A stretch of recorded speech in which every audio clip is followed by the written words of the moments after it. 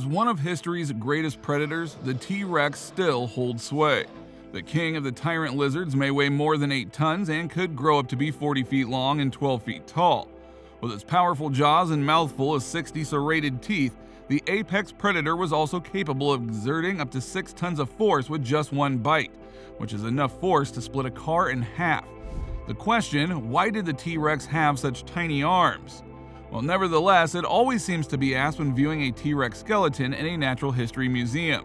So keep watching to learn more as we cover it in today's video. So let's go ahead and start right now. Since 1904, when dinosaur hunter Barnum Brown unearthed the first complete T-Rex skeleton, scientists have been attempting to provide an answer. Brown didn't even think the arms he discovered belonged to the same creature. Given that T-Rex last flailed its tiny arms about 68 million years ago, the mystery is undoubtedly difficult to solve. Jurassic Park and its myriad sequels aside. But that hasn't stopped researchers from trying to determine their evolutionary advantages. What might they have served, in other words? According to the journal, paleontologist Kevin Padian of the University of California, Berkeley hypothesizes that T-Rex's arms were initially longer but gradually became shorter to prevent accidental or deliberate amputation. As a result, they wouldn't accidentally amputate their forelimbs when a pack of T-Rexes swooped on prey to feast with their enormous heads and powerful jaws. What if several adult tyrannosaurs converged on a carcass? You have a bunch of massive skulls with incredibly powerful jaws and teeth, ripping and chomping down flesh and bone right next to you. What if your friend there thinks you're getting a little too close? They might warn you away by severing your arm, he says in a statement. Therefore, since the forelimbs aren't used for predation anyway, it could be advantageous to shrink them. Such serious bite wounds might cause the T-Rex to become infected, bleed out, go into shock, or even perhaps die. The T-Rex's ancestors, some of which were even bigger than the T-Rex, had long arms, according to Padian, who is also a curator of the UC Museum of Paleontology. Therefore, there must have been a reason for their decreased size and joint motion. All of the ideas that have been put forward about this are either untested or impossible because they can't work, he explains. And none of the hypotheses explain why the arms would get smaller. The best they could do is explain why they would maintain the small size, and in every case, all of the proposed functions would have been much more effective if the arms had not been reduced. The scientists acknowledge that it will be challenging to prove the notion. When the first T-Rex fossils were found in 1900 by famous dino hunter Barnum Brown, Henry Fairfield Osborn, his colleague who named and described the T-Rex, proposed that the short arms might have been pectoral claspers, limbs that held the female in place during copulation. Osborn didn't offer any proof, although this is comparable to some sharks and rays' pelvic claspers, which are modified fins.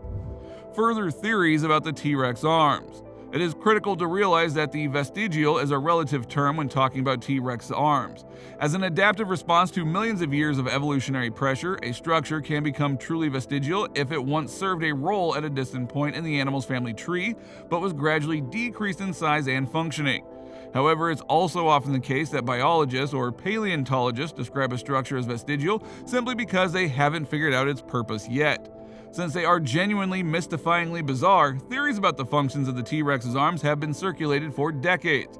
A 45-foot tall T-Rex, for instance, has arms that are roughly 3 feet long, which is comparable to a 6-foot person with arms that are 5 inches long. Stranger still, the weak arms are very strong. 400 pounds could be bench pressed by a T-Rex arm according to analysis. The arms were short and had a small range of motion, only being able to swing across at an angle of roughly 45 degrees despite the sheer strength that they had. A different hypothesis proposes that the T-Rex used its arms as a lever to raise itself off the ground if it had fallen. Or maybe they dozed off in a way that would allow them to use themselves as a lift. Some researchers claim that the arms were used to grasp writhing animals before they were killed. As the predator's crescent-shaped talons might be used to inflict lethal wounds on prey, Stephen Stanley, a paleontologist at the University of Hawaii at Manoa, hypothesizes that the arms were employed to slash victims at close range. In his latest study, Padian reviews a number of these hypotheses and finds that the majority don't seem to have been adequately examined. For instance, it doesn't take into account the fact that T-Rex couldn't have approached anything close enough to pick it up when estimating that it could have bench pressed about 400 pounds. All of the ideas that have been put forward about this are either untested or impossible because they can't work. and none of the hypotheses explain why the arms would get smaller. The best they could do is explain why they would maintain the small size, and in every case, all of the proposed functions would have been much more effective if the arms had not been reduced, Padian said in a press release. Waving for mate attraction or social communication was one of the earlier hypotheses for the short arms. Additionally, according to scientists, they act as an anchor to help T-Rex stand up from the ground.